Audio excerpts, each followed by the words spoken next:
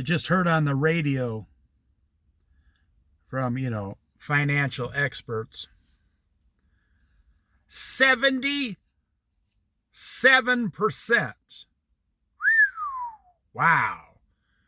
It just keeps getting worse. This blows my mind. 77% of people will struggle if they miss one single paycheck. Now, it doesn't mean they'll go under. It means they will immediately start struggling in a very large way, a big way. 77%. I just want that to soak into your brain for a second.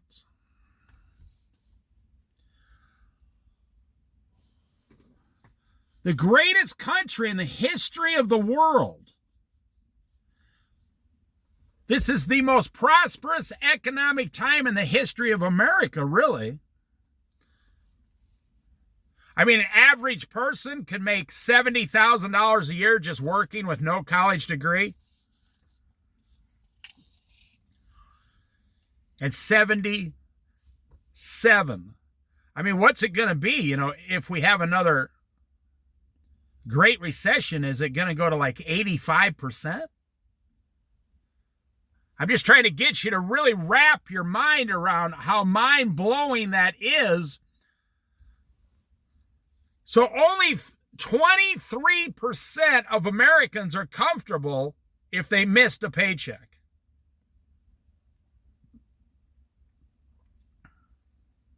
Well, 5% of those top people are millionaires.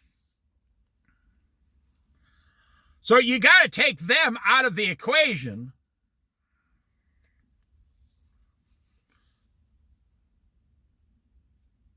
So out of that 23%, so only about 18% of people in America are doing well enough.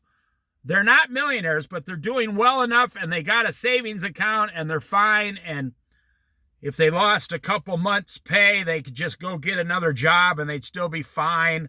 They're debt-free. Now, let's talk about it. Let me give you the solution, because that's what I do on this channel. I don't just point out problems. I give solutions. Always. That's what the Bible does.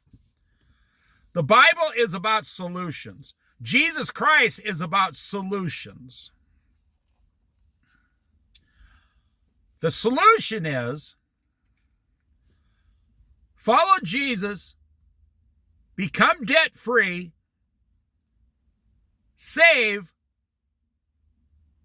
at least 25% of all your income.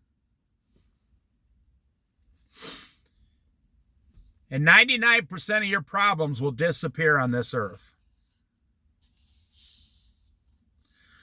When you start following Jesus, your whole life gets better instantly. It may take you a few years, and then boom, you're debt-free.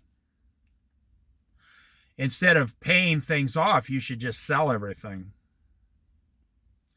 And then you might, saving money, you really only might be able to save 2% today.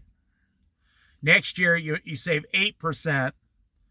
2 years from now, you could save 15%. That's the deal. As you're paying off all your debt, you take that money that was going to the debt, and now it goes to you. Doesn't that sound good? It goes to you and your savings account. Americans have to fall in love with savings accounts again.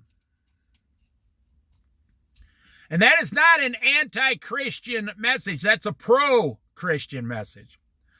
Going into debt is an anti-Christian message. Being debt-free is a pro-Christian message. Having money in a bank that you can get to in 1 hour, just drive to your bank, that's how Christians are supposed to be living.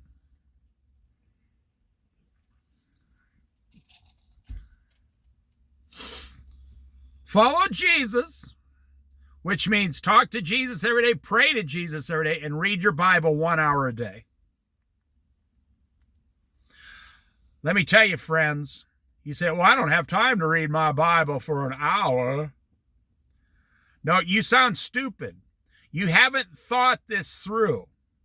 You have time to watch TV for 3 hours, but you won't have time to read the Bible for an hour. It's an issue of the heart. You have time to spend money, but you don't have time to save money. You have time to eat junk food, but you don't have time to cook healthy meals.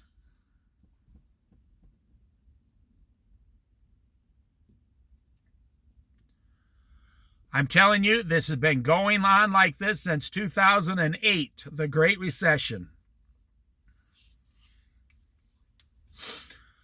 The government has made it very clear they're never going to come and help you. Now, I knew this since I was a child. My dad explained to me, he said, the government's never going to help you. Well, I was only like 10 years old. I said, well, I don't expect them to, you know. Back then, there wasn't government help. My dad showed me. We saw like 8 city workers one day working on a ditch. My dad pointed and said, see those guys? He said, tell me which one you think is the boss. I said, the one holding the clipboard. He said, no, that's the inspector. I said, well, the one talking to the inspector. He said, right. He said, which one do you think just is the newest one got hired? I thought about it. I said, the one down in the ditch digging with the shovel. He said, right. And there were 5 other guys standing there doing nothing. I said, what are the other guys for? He said, so the government can keep taxing you. Because if they ever tell you they don't need that much money, they'd have to lower your taxes. He said, if they tax you $1, they have to spend $1.03 to tell you the next year that you need to pay more because they don't have enough money.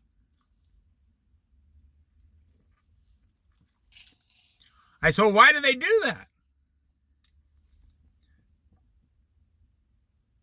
But honestly, you're doing that in your own finances at your own house. You're living like Congress.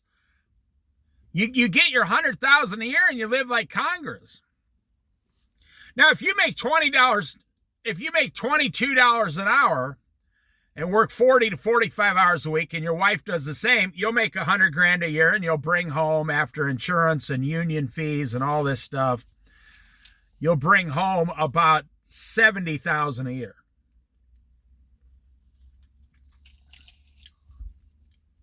You know, you'll have $1,200 or $1,300 a week. Let's say you bring home $1,000 a week. But most of you spend $1,025 a week.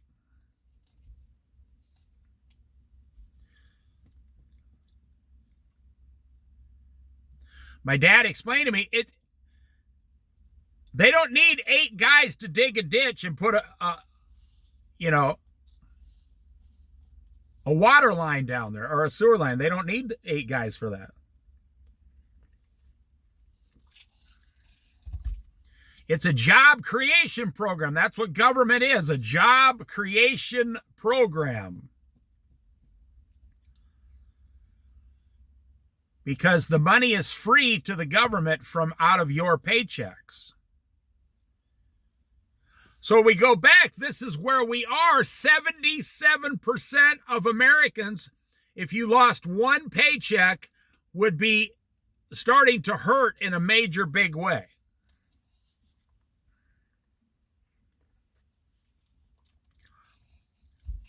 Donald Trump is not helping the economy. He says he is. Honestly, Democrats help the economy by creating jobs with tax money But we're $37 trillion in debt now. We're going to go bankrupt. And do you know what's going to happen to the world if the United States goes bankrupt? World War III. Well, it probably wouldn't be a full-blown war, but it'd be a lot of small wars, like the Bible says. So I'm not going to make this a long video. I just wanted to say 77% of Americans now are one check. Let's say you're on disability. You're on Army disability. Let's say you're in the Army, you're disabled. You went to Iraq, now you're disabled. And you get that monthly disabled check.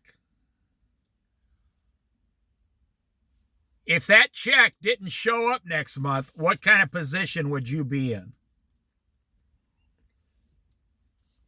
You'd be screwed because you don't have any money. If you're 100% disabled and you're getting like that $4,500 a month, that's what they get for 100% disability. And you got a wife and some kids and you're paying rent somewhere and you're spending the entire $4,500 every month. You say, no, this is the United States government. They would never, ever not send me my disability check.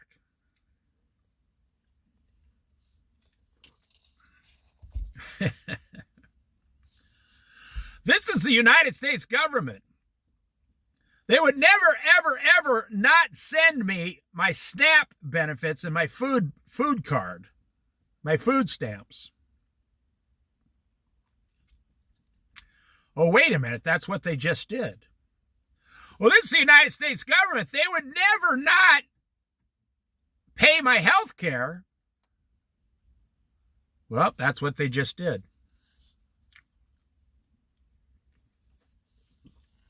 You stopped paying your health care and doubled the price. They took away your food stamps, and then now you're going to get them back this weekend, 10 days before Thanksgiving.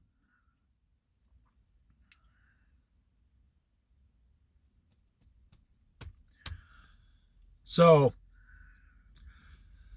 the solution, Jesus, become 100% debt-free. That includes your house. If you have a house payment, sell your house. Move into an apartment.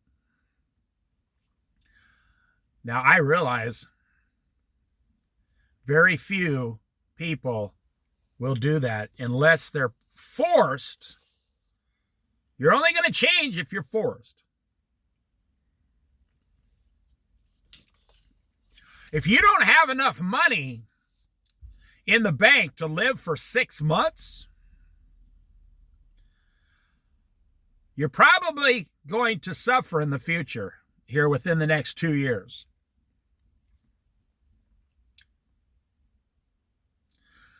%77%.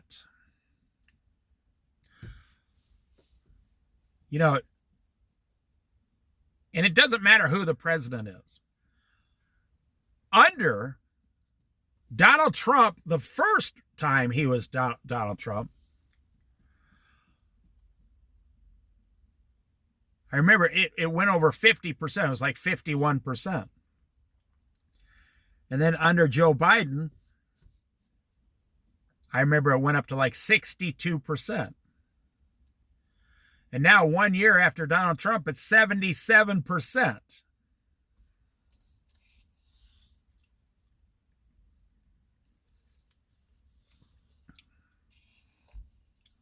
Yeah. So I'm only talking to people who want to better their life. Find Jesus. Give your life to Jesus. Pray every day 2 or 3 times on your knees, quietly, all alone. Get some quiet time with the Lord. Read your Bible an hour a day and turn off your damn TV.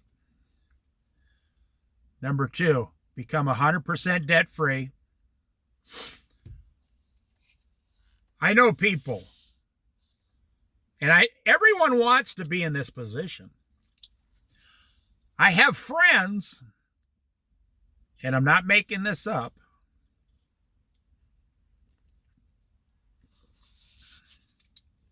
they actually save 70% of their income every month.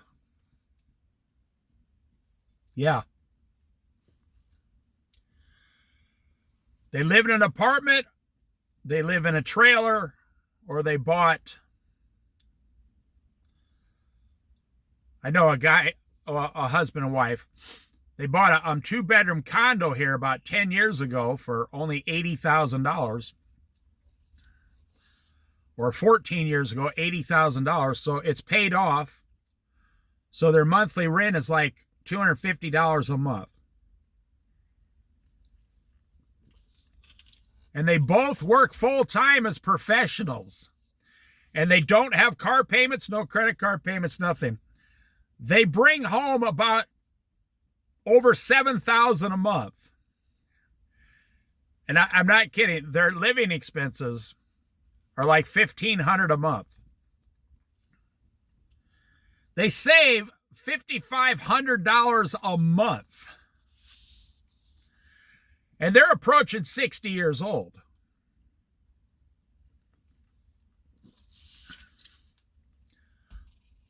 I have quite a few friends who save 50% of their income. Now, they never used to, but they look around at what's happening in today's society and they're like, we better ratchet up our savings. We better double and triple and quadruple our savings.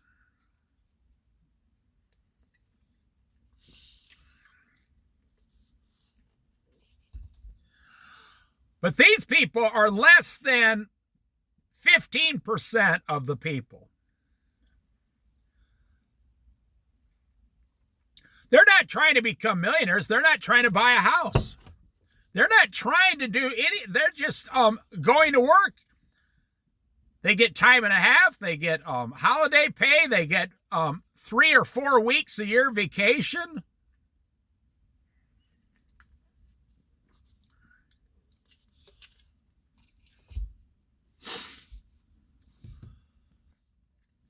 I know a guy 20 years ago moved in with his mother. The dad died and the mother was 60 and she needed help. And so he moved from a place and he had $200,000 in the bank. And so he lived with his mother for 20 years and helped her and never spent his money. And now he has like $500,000 in the bank. He still lives with his mother. She's still alive.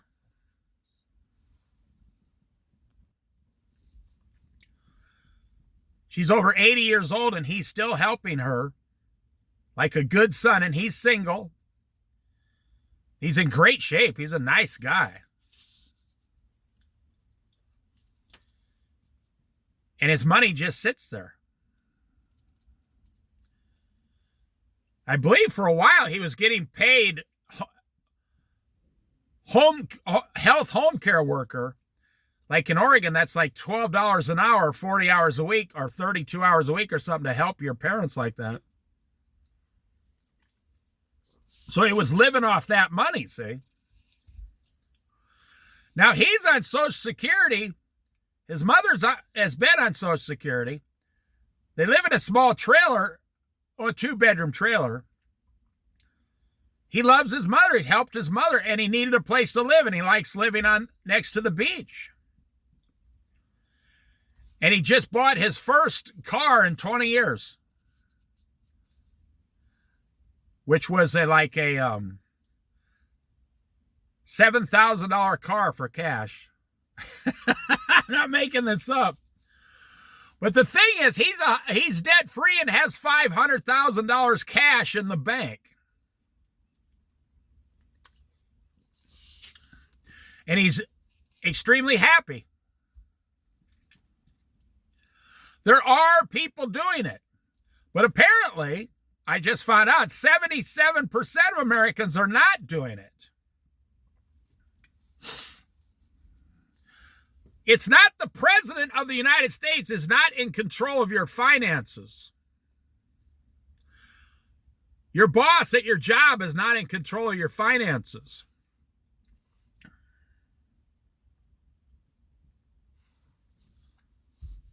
I myself had a job years ago.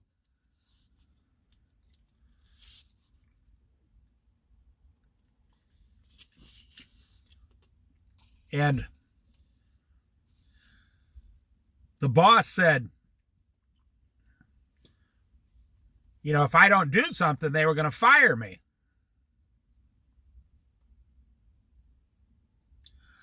I smiled and said, okay, well, God bless you. I mean, do what you got to do, you know. They said, you're not worried about losing your job? I said, no, I live on less than I make.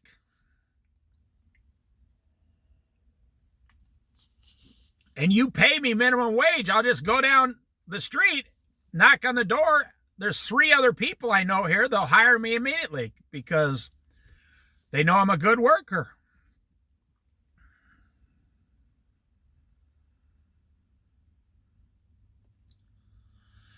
When your job has power over you, I saw that actually happen once here. The manager, well, it wasn't the manager, it was the owner of a restaurant got mad and fired one of the cooks. I said, you shouldn't fire that cook. I mean, they made a mistake. You know, give them another chance. They're, you know, it's the second best cook in the restaurant. Well, owners of businesses, they get a little creepy sometimes. You know, they got ideas. They don't run a business like a business. They run it like the mafia, a family.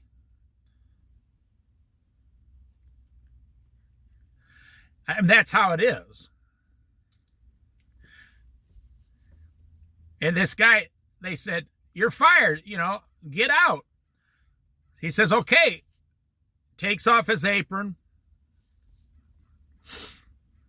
Picks up his professional chef knives and gets ready. He said, okay, thank you for giving me a job. I'm sorry I made a mistake. He said, no hard feelings. He said, thank you. He literally walked across the alley. We had to go down the alley. He crossed one street, went into the alley to the restaurant, which was less than a third of a block from where he was working. He walked in the back kitchen, knocked on the owner's office and said, hey, how's it going? And he says, oh, hey, what do you guys need? Because sometimes we used to trade like, we're out of milk. Do you got any extra milk we could borrow? And then we'll pay you back. That kind of a thing, you know, neighborly type stuff to run a restaurant. He said, well, the owner got mad at me and fired me. And he said, what'd you do? He's told him, he says, well, put your apron. He said, grab an apron. I'll punch you in. You can help us tonight on Friday night. Get to work here. I'll hire you full time right now. I'm not making this up. And the owner who fired him, you know, he regretted it because, you know, then he had to find someone, train them. That took 2 or 3 months. When your feelings get in the way of your financial decisions, that's why you spend more than you bring in.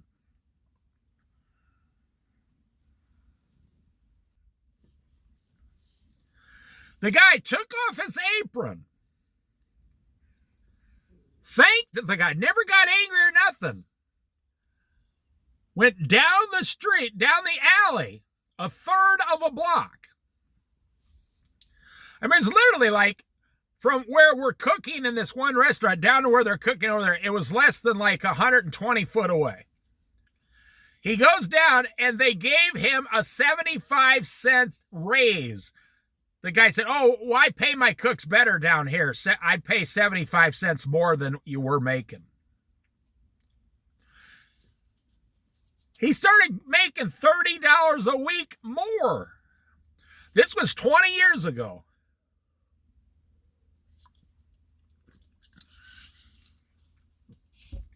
Now, you see, that's what I'm saying. That guy was in a position, the cook was in a position to where if he got fired, it wouldn't hurt him. His skills, whatever. I used to have people come into the places I work and say, right in front of the owner, "You want to come and work down where I work? I'll hire you down here." I say, "No, I'm always loyal to who I'm working for. I don't leave just because it's more money. I'm loyal."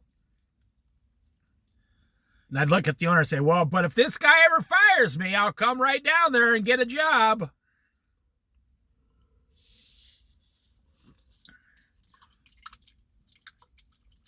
That's the position you want to be in life. You want to be the person who read the Bible from cover to cover 3 times so you know what's going on in life, spiritually, physically, emotionally, mentally. You want to have that Jesus. You want to have a bank account full and overflowing of the Word of God. Since we're talking about money, the Word of God is more valuable than rubies. Wisdom is more valuable than rubies. So you keep spending all your rubies. You should be saving your rubies. And you should be putting the Word of God in your memory bank and in your heart like it's more valuable than anything else.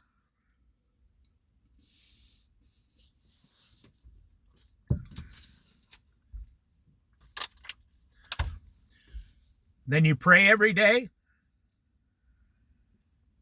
You become 100% debt free. There's nothing better than being in your 50s. Or any age, actually, but most people that do this, they figure it out. Like in their early 50s, they say, "Hey, wait a minute. I'm going to start selling every damn thing I got." Oh, there's nothing. They get to the point with Jesus and their church. They get to the point they're like, "Why am I living this way?" When you find out that the creator of heaven and earth never asked you to live this way, and even capitalism never told you to live this way, it's all 100% you and you only. I just saw that kingfisher flew by. Did you see that kingfisher, black and white kingfisher? Just flew right in front of the camera there. It's a bird. Look it up, kingfisher, on Google, and you'll know what I'm talking about. Just in this one little area, they got like probably 25 different types of birds. They have the cranes. They have the seals. Sea lions don't usually come down here. There's not enough food for them. They got deer over there, eagles, osprey, hawks. There's a family of like 6 or 8 sea otters living down here underneath the docks. Yeah. Every once in a while, they'll come out and start swimming around. Oh, it's fascinating to watch. They got black bear right over there on the shore over on the other side by the trees. I'm sure we got mountain lions or cougars in this area. Bobcats in this area. Well, it's fascinating. There's like 30 different kinds of fish in this water. There's octopuses in here, starfish, clams, mussels, crab. Everybody loves to eat their crab. I'm not a big crab guy. I don't eat fish that eat other dead fish. I just don't. That's what the problem with our food system is today. You're eating chickens that are forced to be chickens in cages, excuse me. You're eating vegetables that are pumped full of chemicals. You're eating corn from the Midwest. When I was a kid, we never used to grow corn like that. 40 years ago, and 50 years ago, I got the hiccups now. I got the hiccups.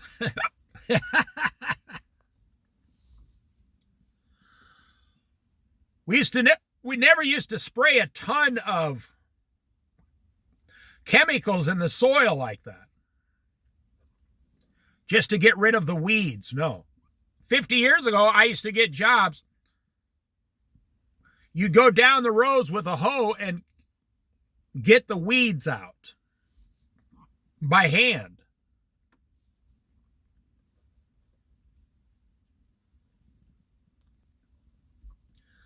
Let me wrap this up here. It doesn't matter how much money you get. It matters what you do with the money you get. It doesn't matter how much money you get every month. It doesn't matter where you work to get that money. It matters what you do with the money. Now, I'm going to leave you a message here for you guys who know me just from listening, to my old channel and this channel. Those of you guys who know me and how I live. But not really how I live, who I am. And I'm saying this to motivate you, not to brag myself up. No, excuse me. I'm saying this to motivate you. I still got the hiccups.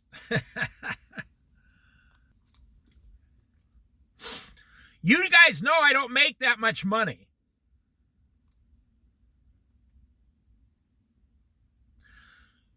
You guys know I've been married. My wife's still working until she gets Social Security. You guys know that I live on less than I earn.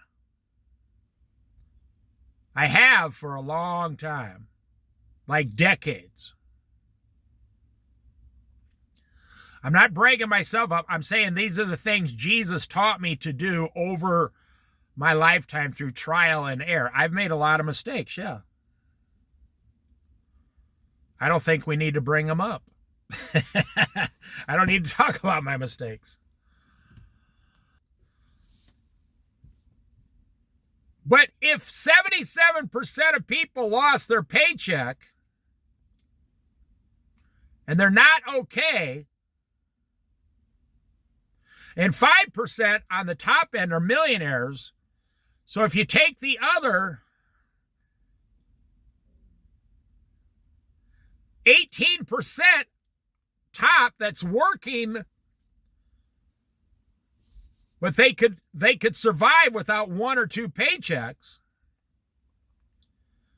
then I am in that group, that top 18%. Not money-wise. No, it doesn't mean I have a lot of money. No, that's not what it means. It means that you spend less than you make. And you're 100% debt-free. And you've been doing this for years.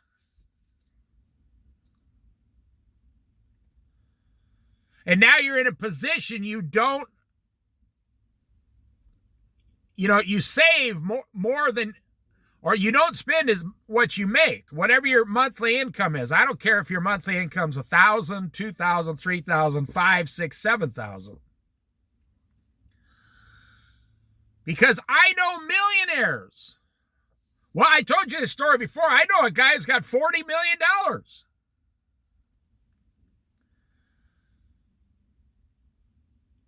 But he doesn't have any cash.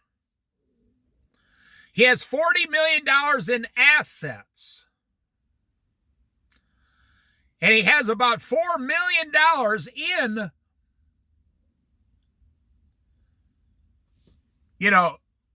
accounts that he needs $4 million a year to keep the $40 million in assets going.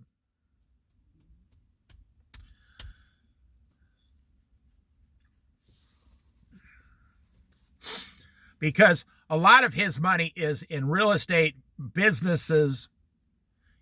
He's got a full plate of things, and he's got employees. He has expensive employees. And on and on and on. The guy says, I asked him, this was like 10, 12 years ago. I said, well, how long would it take you to get your hands on that money? He said, probably a year. He said, I wouldn't get the full amount. I would just, he said, I would suffer a loss of probably 10 million because it all depends on what the economy's doing or the stock market that day or what the housing market's doing. Now, he might even be worth more now because, the value of houses went up, but not necessarily then his expenses went up, you see.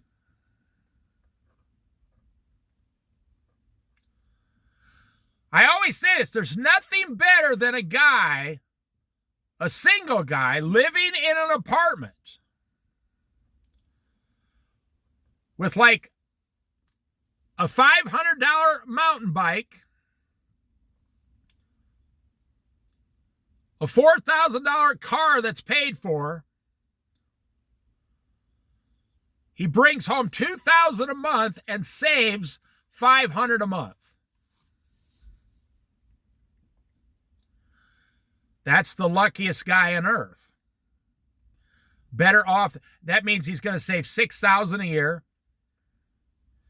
when nobody else in his age group is saving even 5 cents. He has no credit cards, pays cash for everything.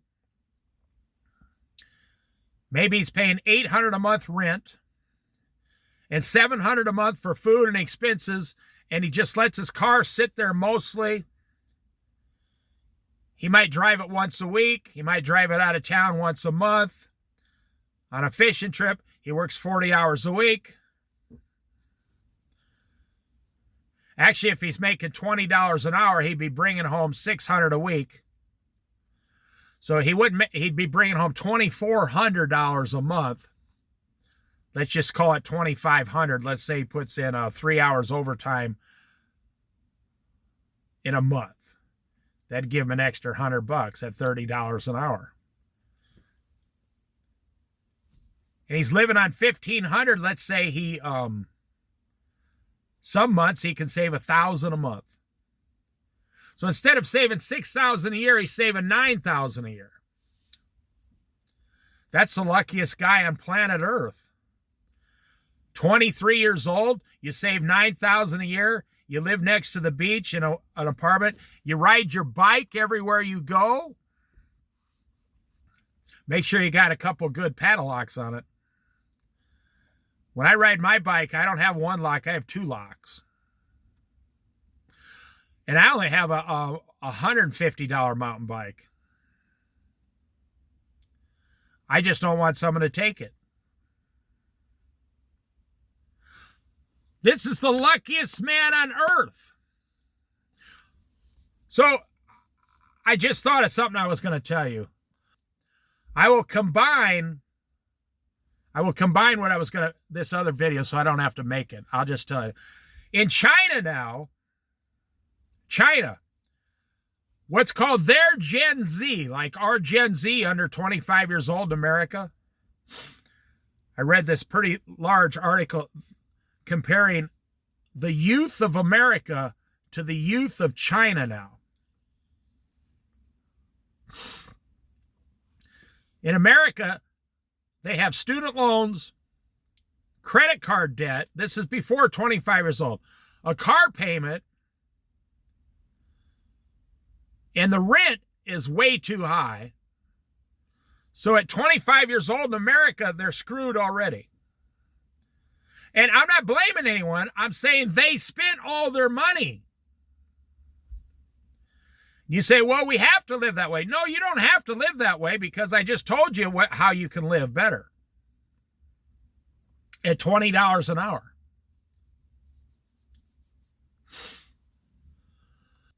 So in China, the new movement, a large percentage of the young people are doing it now, and it's growing like wildfire.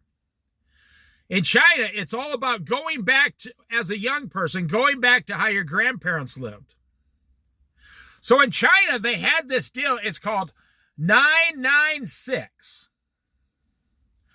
You work from 9 a.m. till 9 p.m., 6 days a week, 996. You work, when you get out of college, you were expected to work from 9 a.m. till 9 p.m., 6 days a week, 996. And you had Sunday off. To do your laundry, probably.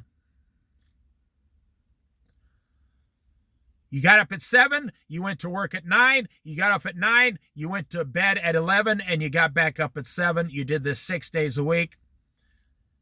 And it used to be 10, 15 years ago, you were expected then to go buy a car and kind of a house, a small house in China. And young people now this is going to happen in America too. This is happening. It's starting to happen, but not as much as in China. So what it is now, they've stopped going to college in China, and they go right to work at manual labor jobs, crappy jobs, and they go and buy the crappiest rundown apartment they can get their hands on.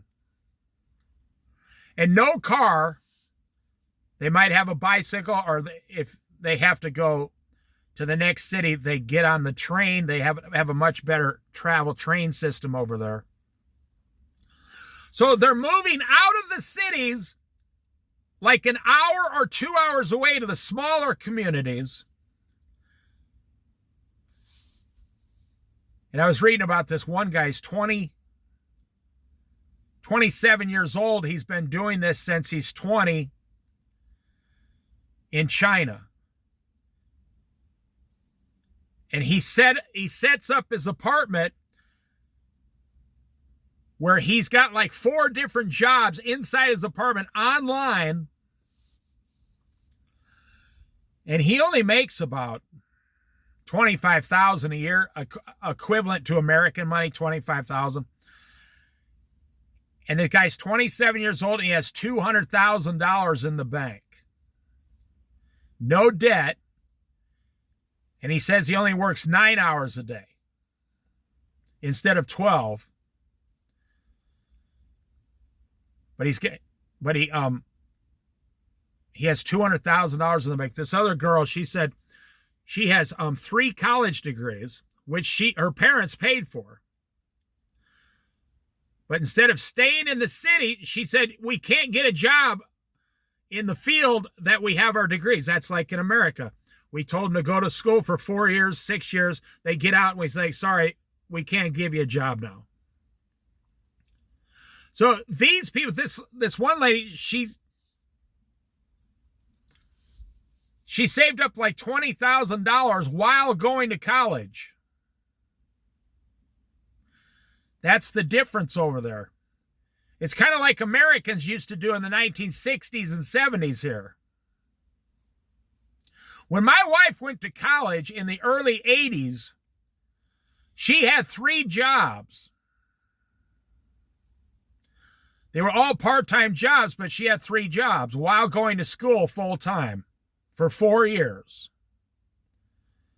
That's what really impressed me about her. She had 3 jobs. One of the jobs was just 2 days a week. Like, they needed a front desk person at the college. They said, okay, just sit here. It was like 12 hours a week.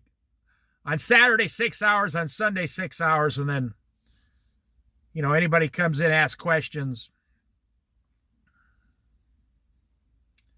But my wife got out of school with like 2 degrees, One was in business and a minor in communication. Now that helped her in life, but you really can't get a job with those degrees. So my wife just went straight into working. My wife got on a bus with 2 suitcases. You know, we were from Iowa, so she was on one side of Iowa, so she went 350 miles to the other side of Iowa to go to college with $20 in her pocket in 1980. I'm not making this up. Now, she was enrolled. She had a dorm room, you know, and then you go right down and get your food at the cafeteria, all that. She had $20 in her pocket. I use that to my advantage to get her to marry me. Because I used to have like $800 in my pocket. I was working like a dog. One time I made a joke. I told her, so the most money you've ever had since you left was $20. She's like, well, yeah, everything goes to college. To pay it off and to eat and clothes and books. So I pulled out $21 out of my pocket. And I said, so if I give you $21, you'll stay with me for another year. She said, probably not. When I first met my wife, she told me to take a hike, get lost. She said, you and I will never go out, ever. She did not like me. No, We've been married 41 years. I showed up at her door and knocked on the door. I said, hey, can I come in? She says, no. She stood at the door. She said, no, you can't come in here. I said, I just want to talk to you for a minute. So after like 20 minutes, she let me in. I said, I just think we should go out. She said, listen, you and I are never going out, ever.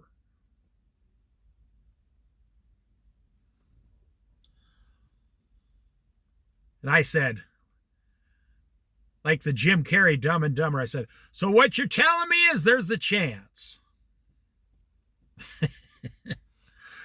I had that line before Jim Carrey ever used it. Jim Carrey got that line from me. So in China, that's what the young people are doing now. So that this girl, she saved the $20,000 and she went 2 hours outside of the big city, and she now owns 3 coffee shops in a smaller town. And she tripled her income. That's what you see people do everywhere you go. They got those little coffee shop shacks. And if you serve good coffee and you got a good product, then you're going to, you can make, $80,000 a year out of one of those profit because you got very low expenses. So for me, well, I believe, I'm a Christian. I believe the rapture's coming within 10 to 12 years myself. But that doesn't mean we should give up. In the Bible,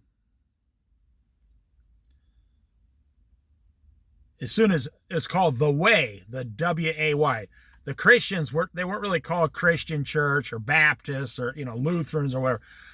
They were called the way, which makes sense. The way to heaven, through Jesus Christ. And they got together and immediately came to the conclusion that Jesus is coming back in a few days, and they just stopped and literally were standing around, it says, looking up into the sky, waiting for Jesus. When's he coming? They were all looking up in the sky. Like a bunch of baby birds waiting for mama bird to come back home. See that? There's a seal. The head is out of the water right there. The seal just popped up out of the water. So that's what I feel like now. People are just kind of standing around waiting for something to happen. You know, during the story of Joseph in the Old Testament, his brothers were just standing around, and Jacob said to his sons, now these sons were 50 and 60 years old. They were pretty old guys. Because you go by, it tells what Jacob's age was. So his sons had to be pretty old. They were like senior citizens themselves. And Jacob says, why are you just standing here? Go down to Egypt and buy some grain so we won't die. I mean, I'm not saying anything bad about anybody, but if you have to tell a bunch of 40, 50, and 60-year-old guys, if you have to tell a bunch of guys that age, why are you just standing here when they're completely running out of food? Look at that crow. Why? You know, I've seen that. I've lived around a bunch of poor people my whole life. I myself have never been poor because of Jesus, no. But I've seen poor people.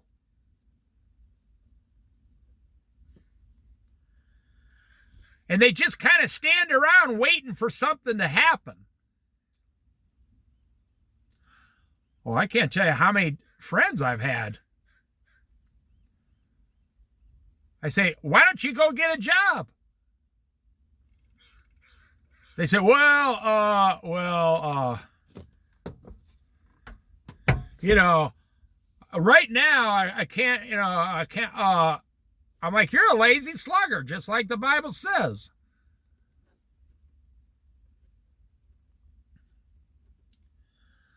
I used to go down and work today, paid today in Colorado,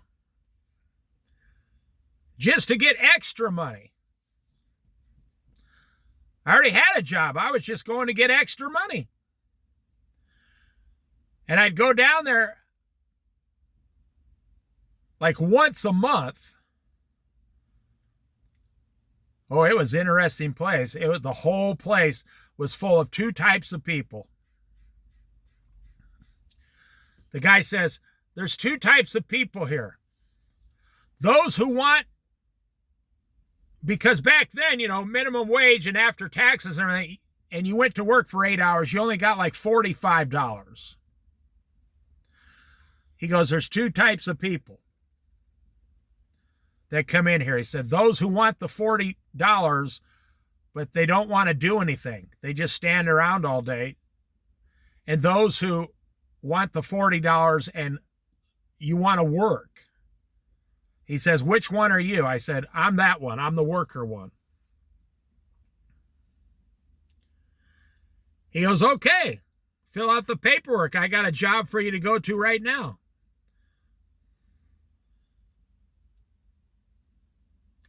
It's also, they don't have these places everywhere anymore, but it was also a great place if you ever got laid off or you lost your job or the company closed and you knew how to get down to work today, paid today, you could just get down there and get a job immediately and never miss a paycheck for one day.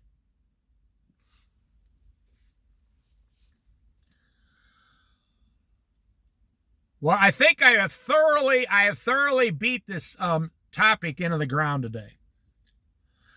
77% of Americans are one paycheck away from misery. Now, do I think anything's going to change? No. I think next year it'll be 80%. Look at these geese. I'm going to show you. Look at these geese flying away. Isn't that a beautiful sight?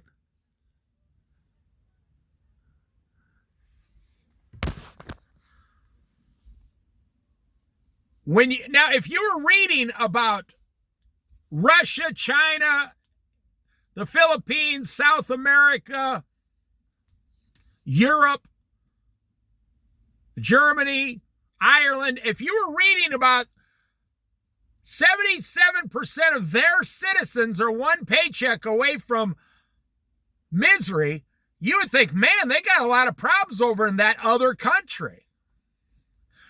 So imagine what those people are thinking about Americans.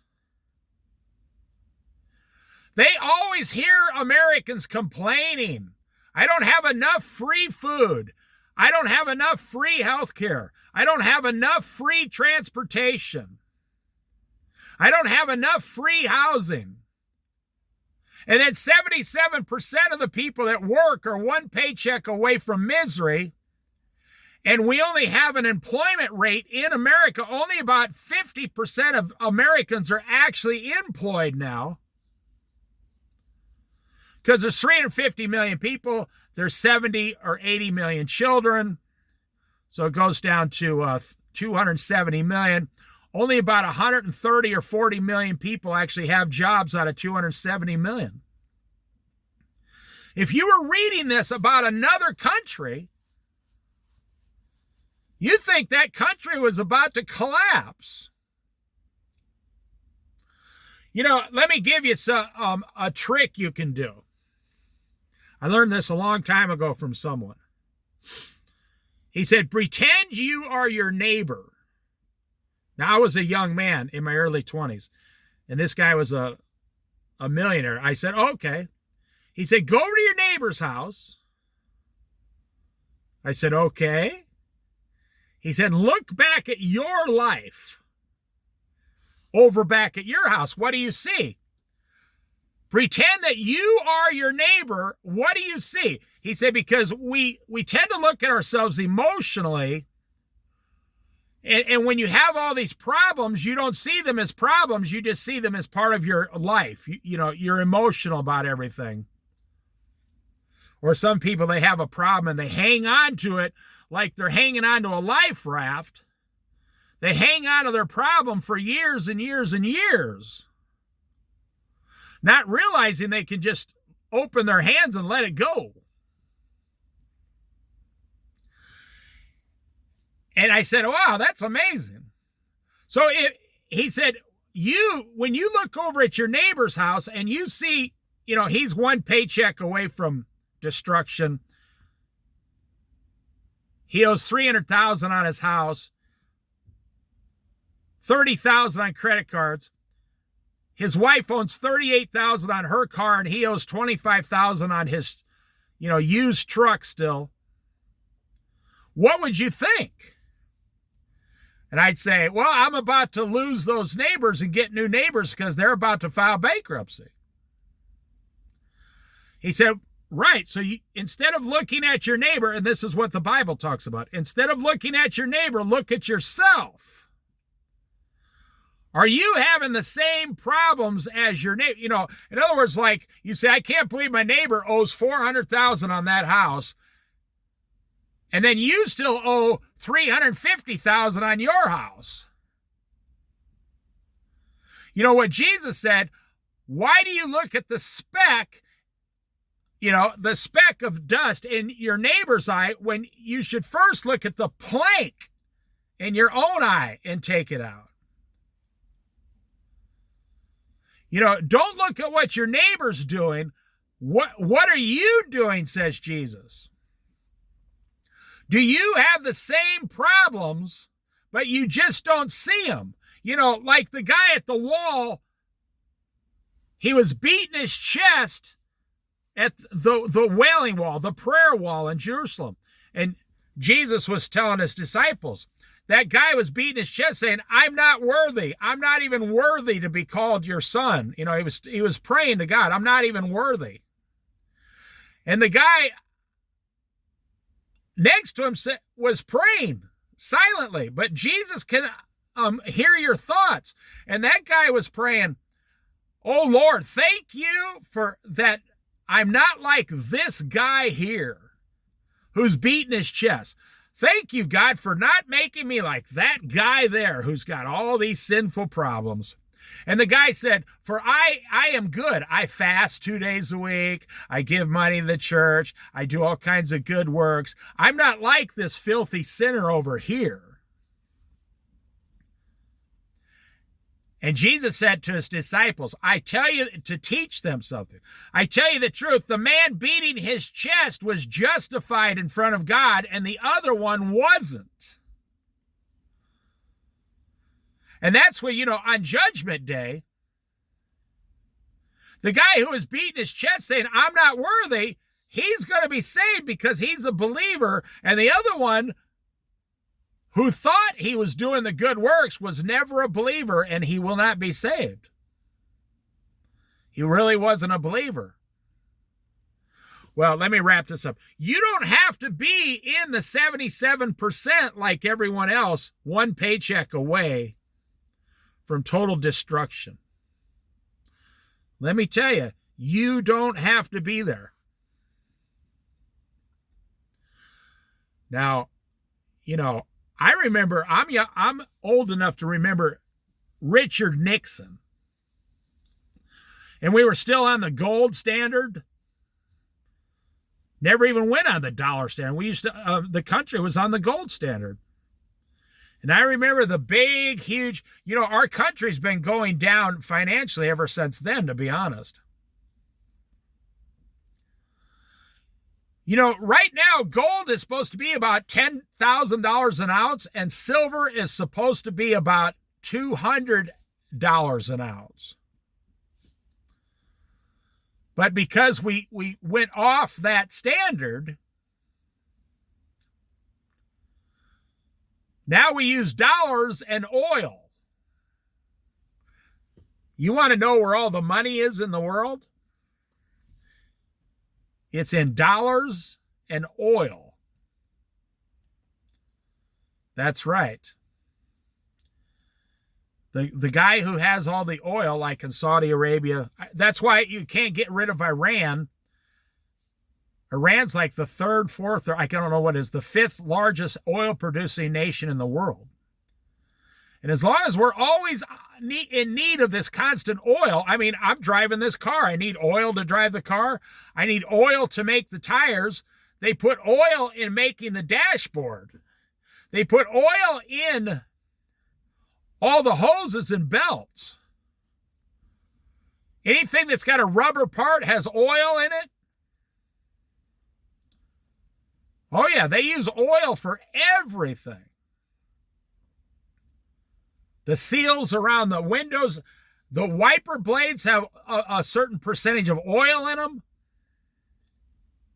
You just don't realize. If you got a bicycle, your bicycle tires have oil. Like 3% oil into the, it's kind of like sugar. That's what made Americans fat. When they go look up, when did they start pumping high fructose corn syrup, which is sugar? It's highly processed and burnt sugar. When did they start pumping high fructose corn syrup into all our products?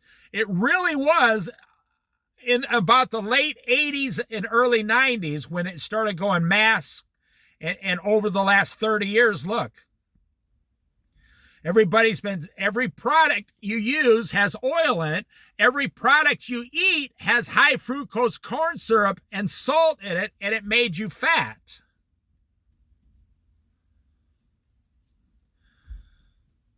Well, we're living in a country now we live in a world. What was it? You can go look it up. It's something like the top 3. Well, there's a group of 10,000 people on the earth that own, it's over 70 to 90% of all the wealth on planet Earth. Now, I got no problem with that. I'm not complaining. I'm just telling you what it is. There's the top richest 10,000 people on Earth. We know who they are. They're on a list. Every year they go on a list. The top 10,000 people own like 80% of all the wealth on planet Earth. If you think you got it bad in America, go to another country. We're seeing these articles all the time now. When Donald Trump became president, I moved to a foreign country. And then 2 paragraphs later, they say, and it really sucks over here. If you think America sucks, you just haven't been anywhere else. Or, I mean, living somewhere else in another country. There's nothing to do in these other countries. They consider like going down to the art museum and standing there for 6 hours is something to do on a Saturday. You just don't realize in America, there's so many things to do in any city in America. I could start in Brookings, Oregon on January 1st and travel slow down the Oregon coast up to Astoria until the next December 31st. And I could, if I had $1 million, I could never do every single thing in every town on the Oregon coast in 1 year. You couldn't do it. Because there's more than 365 things to do in all those towns. So you'd have to do 4 or 5 things every day for 1 year just to do some of the things that are available to Americans. That sounds crazy. Well, I'm going to end this video. That's why you're poor. That's why you are one paycheck away from destruction. That's the answer. And I told you how to fix it. You have to cut way back on what you do in this world.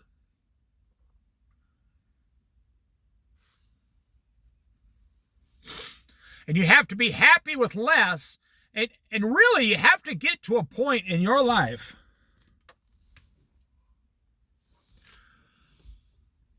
to where having a savings account makes you happy. I will leave you with that thought there.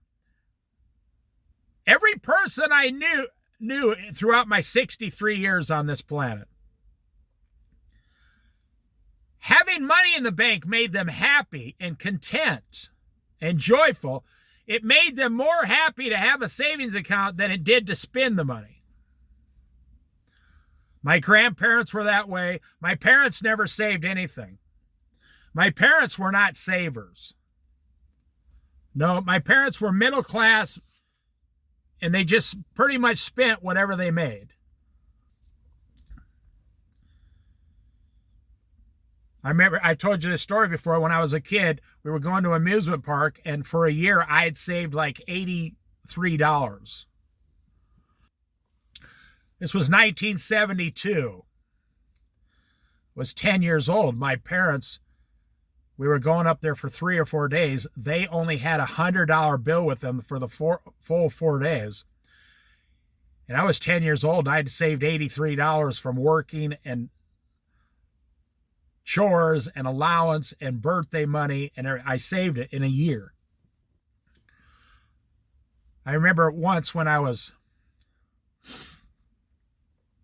19 years old working at the packing house. In our house, I'd never seen my dad's paycheck before. It's just something parents didn't tell their kids, so I never seen his paycheck.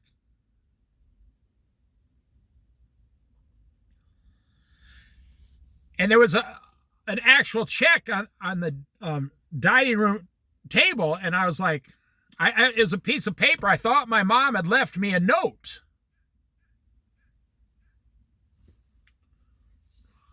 You know, get going and do your chores, you know. Now, I had working full-time, 45 hours a week. I was just living still at home. And I picked up the paper, and my dad walked around the corner. And I saw that it was his paycheck. So I sat it back down. I said, oh, he was just leaving that for my mom to put in the bank. My dad walked around the corner and says, why are you looking at my paycheck? I said, I didn't know what it was. And he was serious. He said, you weren't going to take that, were you? I said, hello, it's me, your son. I said, I don't need what would I need your pay? I'm not going to take your paycheck. You couldn't even cash it. What are you talking about? My dad was the kind of guy, he made the money, came home, gave it to his wife, and went back to work. And they lived good lives. I mean, they lived in a really great place, you know, on a farm. I mean, it was a good life. And my dad realized that he made a mistake. He said, well, you know, if you need money, he said, I could help you out. And I was young and dumb and making a ton of money. And I pulled $1,000 out of my front pocket. And I said, I don't need your money. I got like $1,000 here. I said, if you need $1,000, I'll give it to you right now. You can have it. You're my dad. I love you. And that's when I realized, well, one is I shouldn't carry $1,000 anywhere, but I didn't have a bank account. There was no bank accounts, no credit cards. It was all cash society. You could have got a bank account, but there were no such thing as ATM cards. You still had to go to the bank and take money out. And I just said, why would I put money in the bank to go down tomorrow and take it back out so I can buy my groceries? So I just kept the money on me. And my dad looked at me and said, where did you get $1,000? I said, Dad, I work. I make $12 an hour. I live here for free. The only thing I buy is food and gas and auto insurance. There were no cell phones, no cell phones. I had a car and a motorcycle.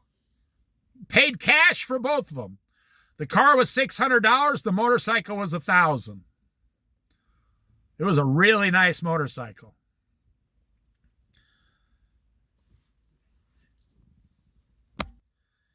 And my dad said,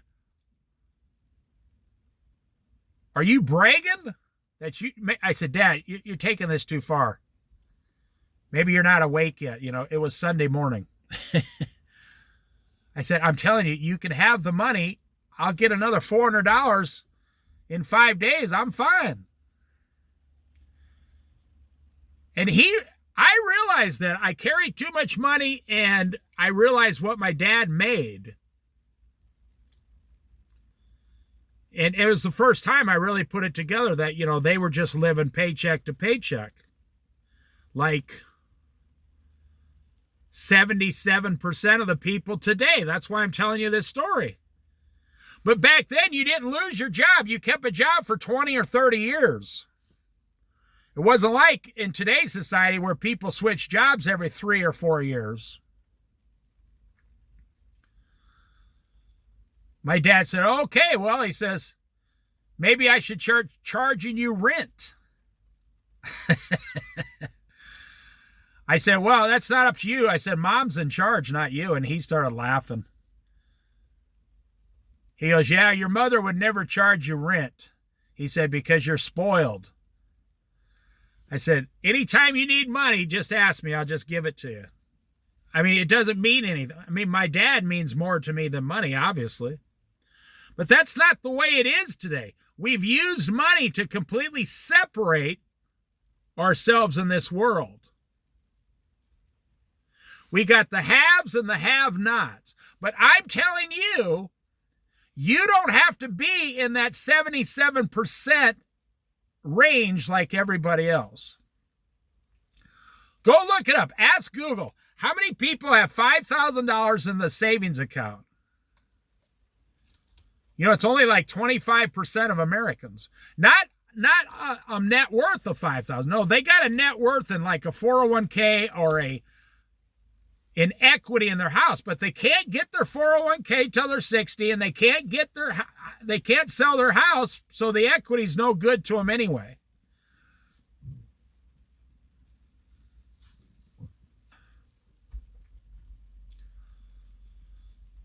Go, if you want to get crazy, go ask Google. How many people have more than $50,000 in a savings account? It's like 15% of Americans.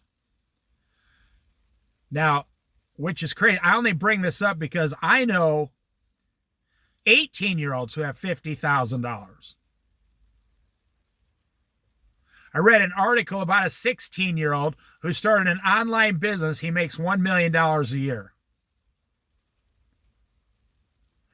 That's an interesting subject to look up. Children with their own businesses. Millionaire children with their own businesses. You would be amazed. All these kids under 18, 17 and younger come up and they've already made $1 million in life by starting their own business online. Or something. I read about a kid who invented something and he made like $15 million before he was 18 years old. And it's just an idea he had, and he invented something and went down, and his parents helped him get it patented, and it made $15 million. So if you think about this, Americans are the richest people on planet Earth. That's just the way it is. If you don't understand, if you don't believe that, you just haven't done the research. Americans are the richest people on planet Earth as far as averages overall citizens. So, see it started raining out here. So how long would it take you to save $50,000 if you were debt free and you were saving 30% of your income? That's why I'm bringing this up, and then I will end the video. How long would it take you to save $50,000 and never touch it? Well, if you save $5,000 or $10,000 a year, it'd take you 5 years. Most people, when they start this, they figure out, well, wait a minute, I could save $50,000 in 4 years. So in 4 years from today, you could be in the top 15% of richest Americans in America, which would put you in the top like 5% of richest people in the world. I'm not making this up. It doesn't matter to me whether you believe me or not.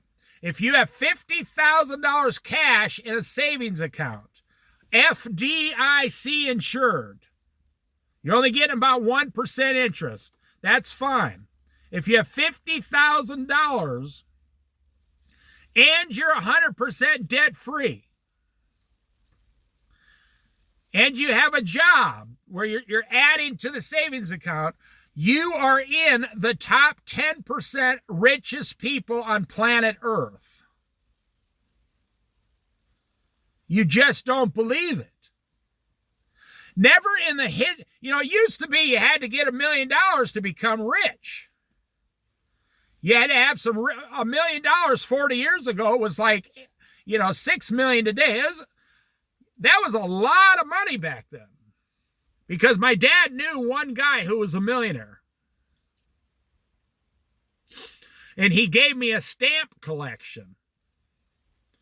An old stamp collection. I had all these stamps from World War II. I mean, it was worth a few $100s, but, I was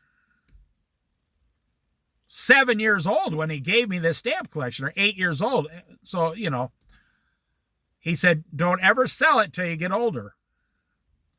Well, I loved it. I mean, I would go down and I bought a stamp book. Back then, there was no internet. So you had to buy a book to tell the value of the stamps and how to do it. And it was very interesting. And I kept that until I was about 24 years old, and my best friend's dad, I found out, collects stamps. And he had tens of thousands of stamps in a collection. I never knew it, and he was my best friend. I said, you collect stamps? And my best friend's dad was always a little leery of me because I was wild. My best friend was wild. We were young and dumb and country boys. And I said, well, I got something that's going to make you like me forever. He said, he was joking. I said, no, that's not possible. He said, there's nothing on planet Earth that'll make me love you. The next time I went over there, I gave him my stamp collection of about 800 old stamps. I said, I'm going to give this to you because I I don't do stamps anymore. They've just been sitting here. I'm going to give them to you. You're a professional. And that guy, my best friend's dad, in front of everybody, he said, wow. He says, I do love you. He says, I love you more than my son now. And everybody was so shocked.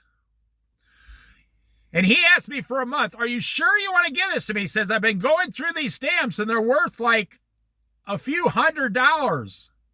He said, you got a couple in there that are worth like $180 each. I said, I'm giving them to you for putting up with me for 10 years of my life, you know.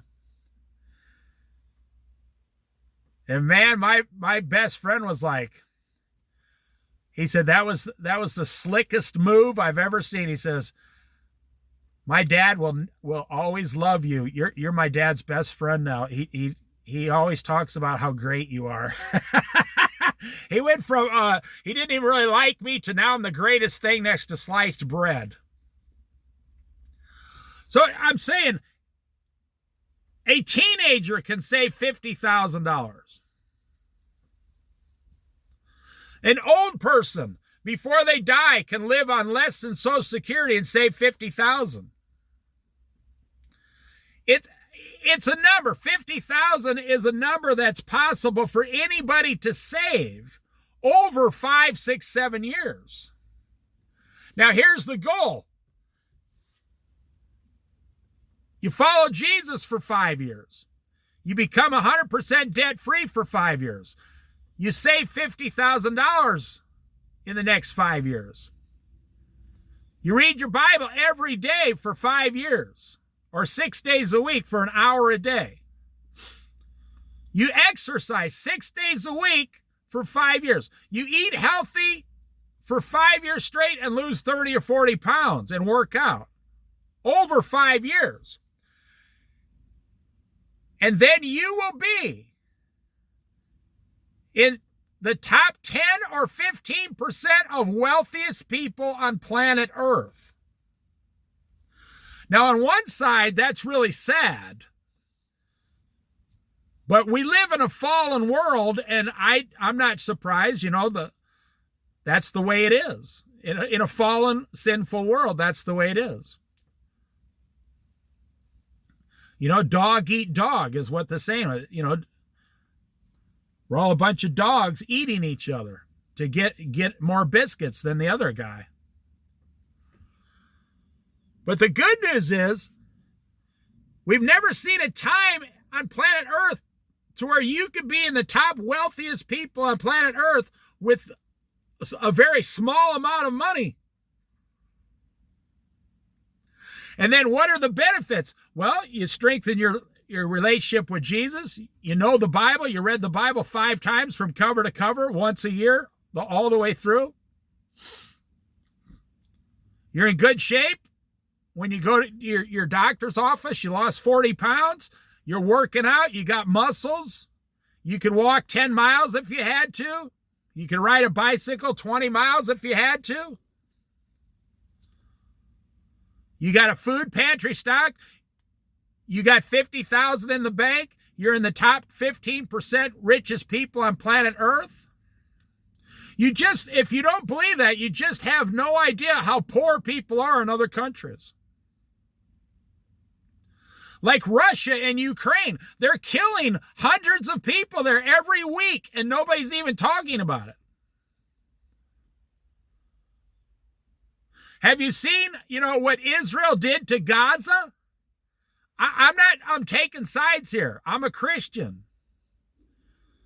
Have you seen Gaza? It looks like a parking lot that was hit by a nuclear bomb 10 times. It will take those people 30 years to climb out of that rubble. You just really, in China now, people are losing money. China's doing horrible financially. And apparently in America, 77% of Americans are doing horrible. So if you listen to this whole video, then you're the kind of person you should take action immediately. But maybe you're the kind of person you already have, you just agree with everything I said because you know it to be true. And you already have, 50,000 or 100,000 in the bank. And you're living debt free and you live on less than you make. You just don't realize. Now, if you're a Christian, you're going to have to answer to Jesus. The more you get, the more responsibility you get under Christ. Because you have to understand, if you're in that position, Christ put you there, or at least gave you the wisdom on how to get there. I mean, just imagine, 2026, you could be one of the richest 15% in the world. So what about these people that got 300,000 in their house and on and on and on? Yes, they all fall in this 15% category. But they're not going to sell their house till they're 60, and then they're going to have to take some of that money and pay off all their debt because they're not debt-free. Then they're going to have to pay capital gains taxes, or on their stocks, capital gains taxes, which is more. And then they're going to have to find a new place to live. So if they have $300,000, 1 year later, they're down to $80,000. I never thought we'd come to a point in America to where having cash in the bank was considered a bad thing.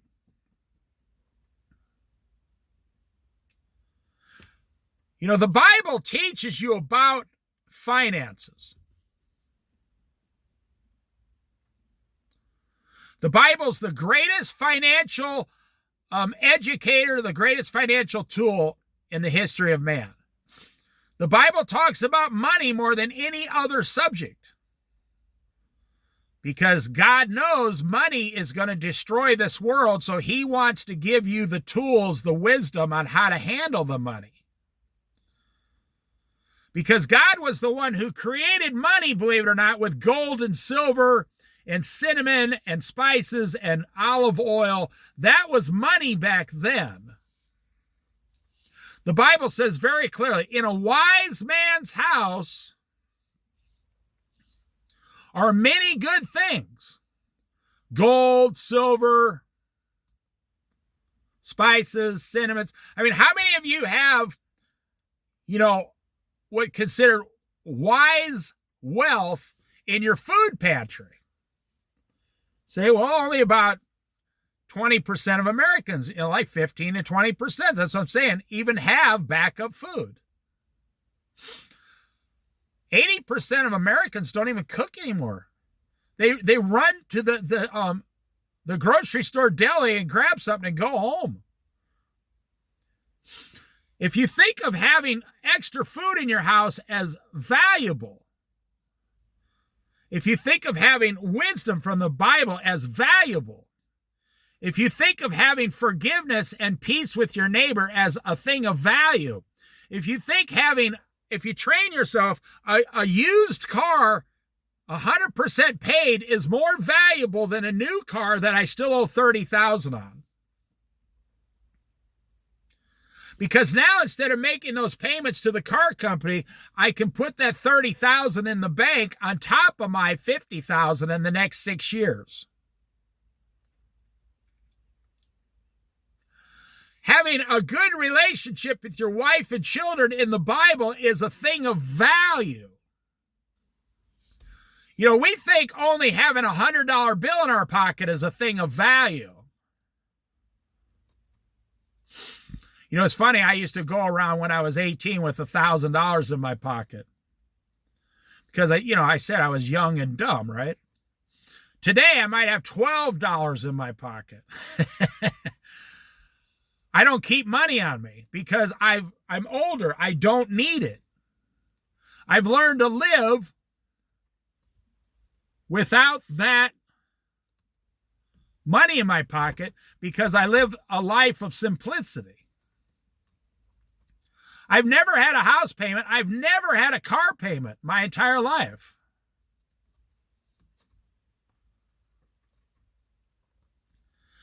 You know, there's places around here in Oregon, you can still drive down to the city and buy a $3,000 van right off the car lot. The guy's only making about $700 off it.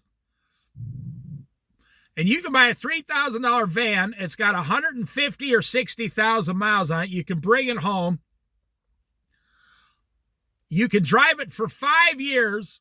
You can put, and it'll cost you, you'll have to put about $600 or $700 a year into it to keep it maintained, running good. That's only one car payment for someone who goes and buys a new car. And in 7 years, they got 200,000 miles on their car. And in 7 years, you could still be driving your van or a car or a truck, whatever. They don't have a lot of trucks. They got a lot of cars and vans for $3,000.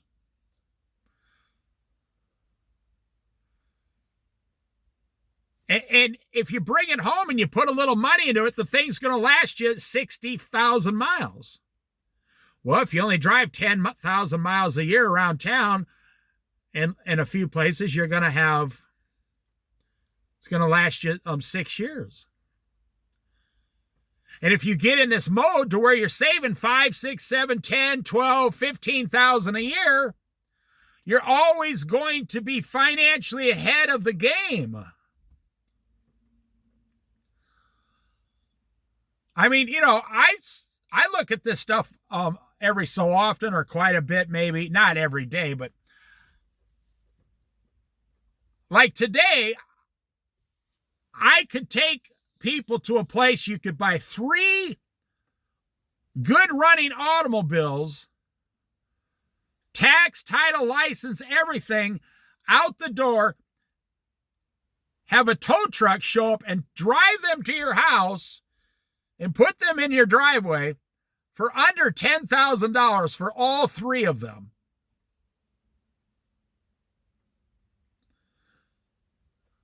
People, you know, that's what I'm saying. Because you have to come to the point where you see being debt-free as more valuable than having things. You see a used car as more valuable than a new car with payments. And let me tell you, the richest people I know would never buy a new car. They wouldn't even think of it. They wouldn't consider it. Now, you know, there's rich people who buy new cars, like multi-millionaires. But the ones I know, every single millionaire I know has a used car. And I'm not talking about 3 or 4 years old. You know, some of these guys, they became wealthy because they're misers. They are the cheapest. They are cheaper than you. That's why they have all this money. I know a guy, like, he just goes for the low stocks. He makes like 6,000 or 6% a year. So he, you know, on $1 million, he gets $60,000, and he has like $10 million. He gets $600,000 after taxes. This guy gets about $350,000 a year in interest only. This guy lives on less than $50,000 a year.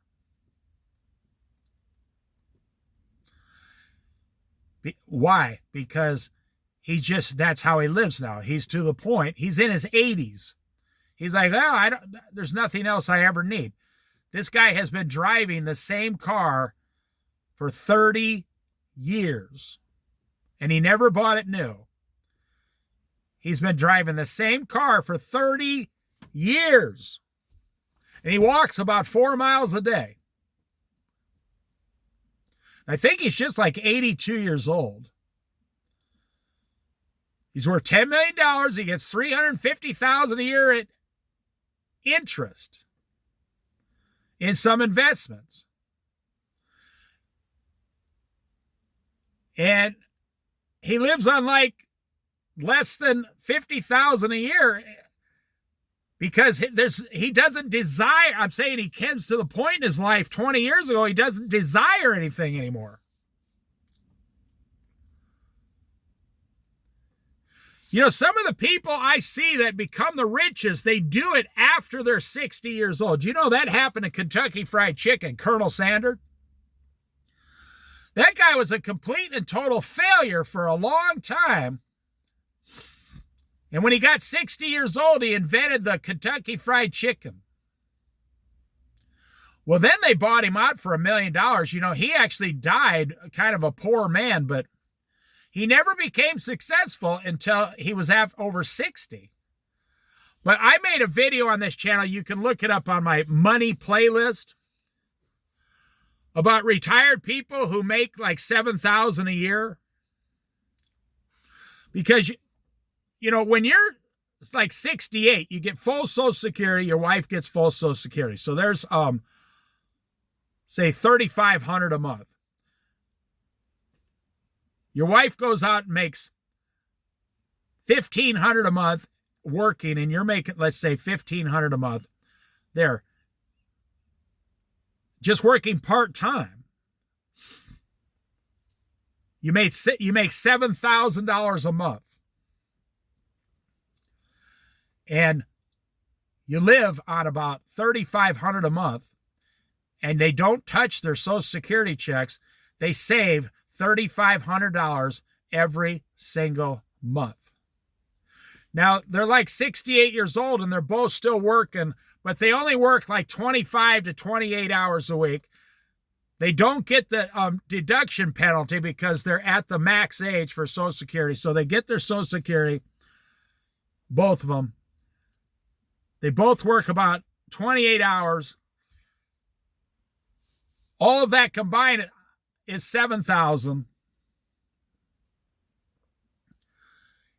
They live on $3,500. Everything they have is paid off. These people save by $39,000 a year in the bank. They save $40,000 a year, and they're extremely happy. And everything they have is paid for cash. All paid off. They save $40,000 a year, like $39,000 a year. And they say, well, we just like working. We like our job. It's not a manual labor job. So they like the job. They only work 4 short days a week, and they get, 7, 14, 21, 20. So 7 hours, you get an hour for lunch. So really only, and then they get 3 days off. They get every Friday, Saturday, and Sunday off. They are just, they go down and buy a $10,000 pickup, which is new to them. They just write a check, cash. I know that they bought a boat. They bought like an $18,000 boat from someone for $10,000 cash. So they got the boat for, 60% of what it's worth. But the other person needed the cash, and they said, we'll give you 10 grand or we won't buy it. The guy said, I'll take it. I need the money. Like a pawn shop. Took the 10 grand. They got an $18,000 boat for 10 grand. I'm not making this up. You can be living financially great right out of the gate at 20 years old. You just have to commit to never taking a loan on anything. And you have to commit. The biggest part is you have to get to the point where you're saving 30% of your income. I actually know a guy who just lived in the desert for 5 years. And he lived down there for less than $800 a month. That includes traveling around and stuff. $800 a month for 5 years in the desert. Now you say, well, what good is that? He wasn't saving money. He didn't have a job. He wasn't saving money. But he has 5 years of experiences that nobody else ever has. So he saw those 5 years as a thing of value, like money in the bank. So when he's 70 years old someday, someone say, what have you done with your life? He'd say, well, I spent 5 years in the desert on $600, $700, $800 a month. And everybody who hears that story, they say, wow, I wish I could do it. That's my dream. I wish I could do that. And he would tell them, I used to think like you.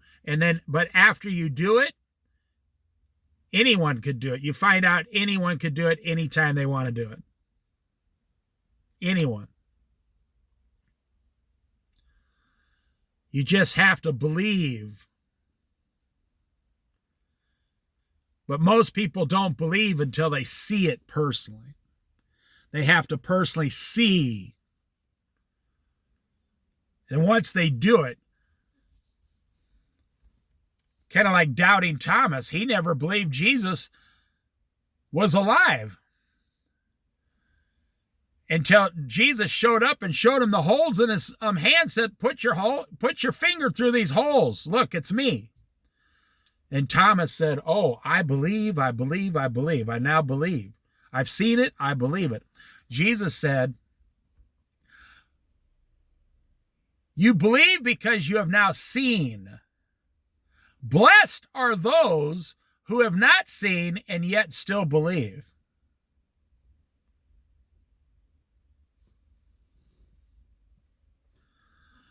It's a very fascinating Bible study that Jesus says you're more blessed than Thomas or the disciples because they lived with Jesus and they believed. You have never personally seen Jesus in the flesh, but you still believe. And so Jesus is saying you're more blessed than the disciples. The way he said that, Thomas, you believe, and are you seen, and now you believe. But blessed are those who have not seen and still believe. Well, that would be everybody in the last 2,000 years.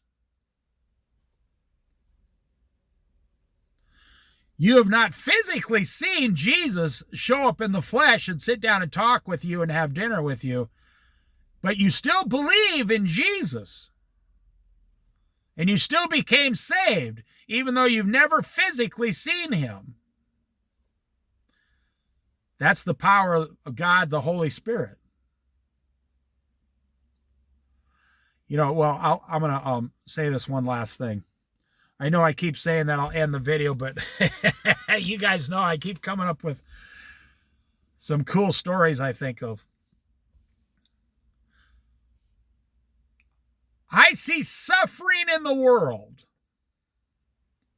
That's one of the reasons I make these videos. I see suffering.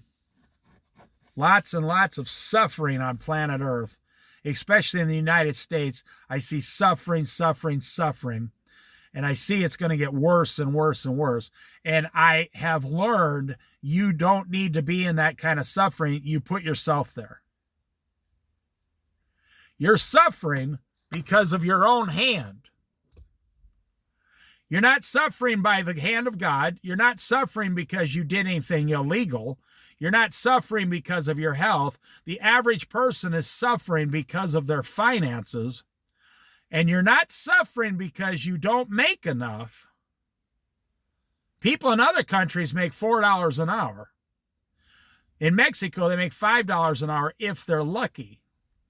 You're suffering because you spend too much. 77% of people are one paycheck away from misery. Well, I guarantee you those 77% have spent every dime they had and they have no savings.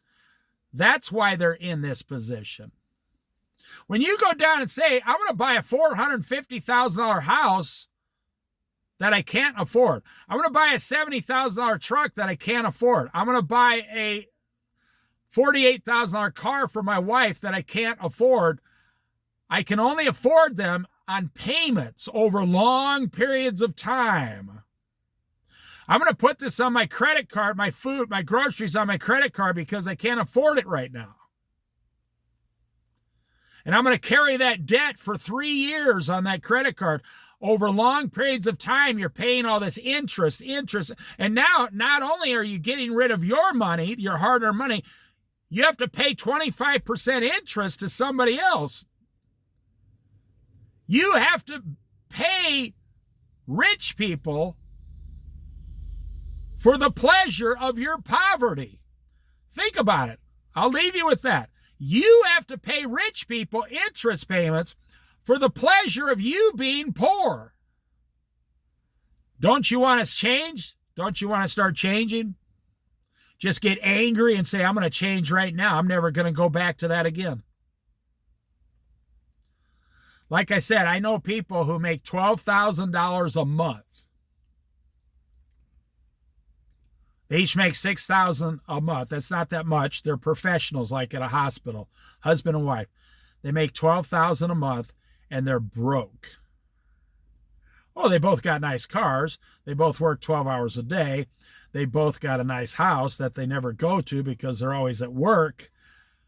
They make $12,000 a month, and they're broke. You get $3,000 a week, $150,000 to $160,000 a year, and they are broke. They don't have any money. They have no savings account. I have more in the savings than they do. I'm on Social Security.